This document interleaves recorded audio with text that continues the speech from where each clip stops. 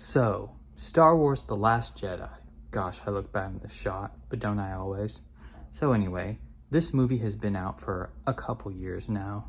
The sequel trilogy has come to a conclusion, as it did with last year's The Rise of Skywalker.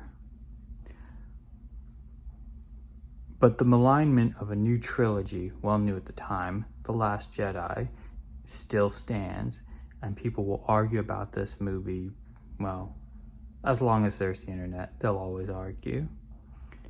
And you get all kinds of people defending, attacking it, and yeah. So anyway, and you have a lot of people saying, oh, it's just a movie. And I'm not here to take a side. Now let me say this. I watched the movie on Netflix in 2018 while I was having a vacation in Oklahoma. And I liked it. It wasn't astounding, but it wasn't as though I ate something foul and I had to make myself throw up to get rid of it, nor was it a masterpiece. I've heard Mark Hamill say, we need to think about the fans, and I've heard Rian Johnson say, we have to do our own thing. And Mark Hamill has said, Luke would never have sunk to such a low state. He wouldn't have gotten depressed that way. He was supposed to always be hopeful. Now here's the thing, I get what Rian Johnson was trying to do. I don't think he fleshed out all the mechanics necessary to convince everyone else of that.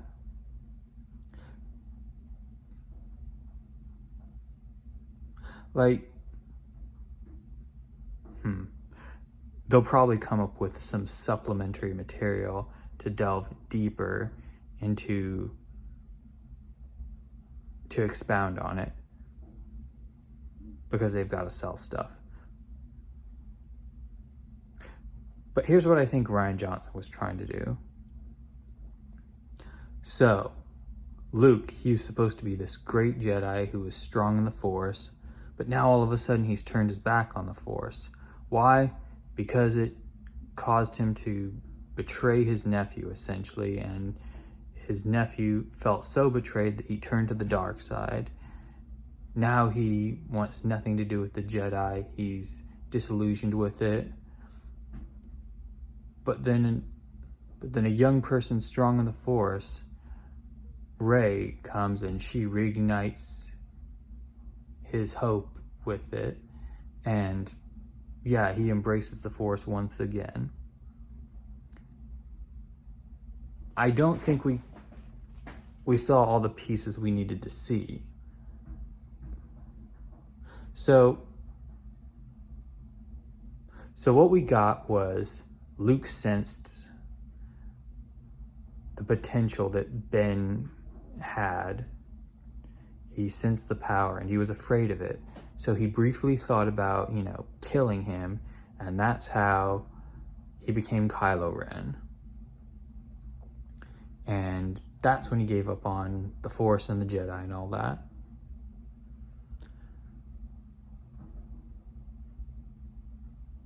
So here's what I think needed to happen. Obviously, the Force, the Jedi, that is Luke's sort of religious conviction.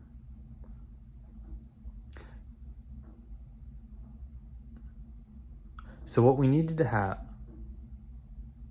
here's the scenario that I think we should have seen. We need to see more of what happened. So here's my idea of how we should have seen Kylo Ren fall to the dark side. What we should have seen was Kylo Ren training with another one of Luke's Padawans. And they're friends and everything. And we get that. We feel that. And then we see Luke, and he's talking with another Padawan, or maybe one of the Force ghosts of Obi-Wan or Yoda. Well, probably more likely Obi-Wan, given that Yoda, what he did in The Last Jedi. So anyway, so we have Luke talking with, let's go with Obi-Wan, just because. And Obi-Wan is telling him about the power that he senses in Kylo. I'm just going to call him Kylo. And Luke's like, oh no, he's going to be fine. And they have something where Obi-Wan talks about, I don't know, he basically reinforces like the religious dogma of the Jedi. Basically, in this scenario, we need a figure, whether it be Obi-Wan or someone else, to reinforce the sort of dogma. And that comes into play later on. So Luke kind of takes this into consideration. And so then there's a mission that they go on. And Kylo Ren's friend, during this mission, he or she gets mortally wounded, and Kylo is outraged by this, and he taps into the power of the dark side and takes out the opponent they're against. And that's when Luke's like, oh shoot.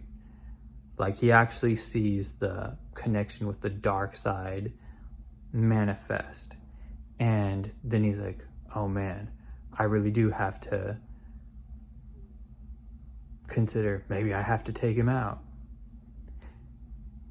And then we go into the whole Luke about to kill him, but then he doesn't. But too late, Kylo Ren's already seen him.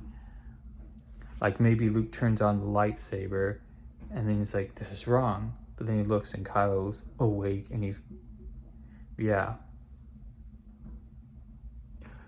Why I think this works.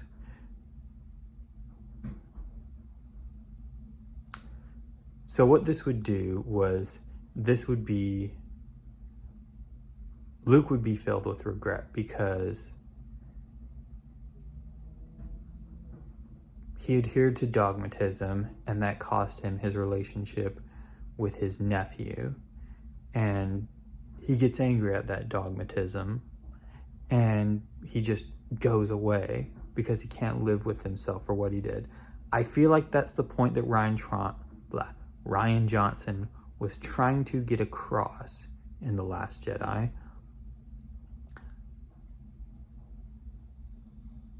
And it's like, who knows why they did it the way they did. Maybe it was pacing. Maybe we couldn't have that much of a derailment from the main story. And who knows, they probably are going to do some supplementary material, like a book or a comic or something. I know Star Wars basically lives off that. That's how George Lucas made so much money back in the day when he still owned it. Probably going to be how Disney makes so much money. I mean, they spent $4 billion on it.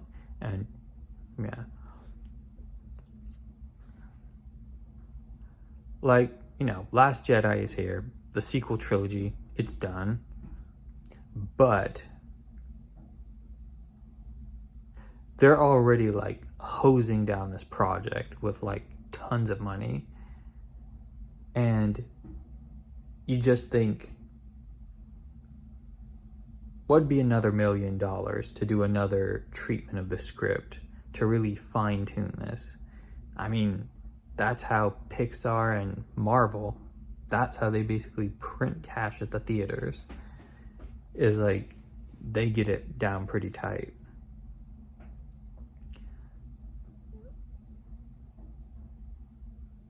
But, who knows? The prequel trilogy used to be maligned. And,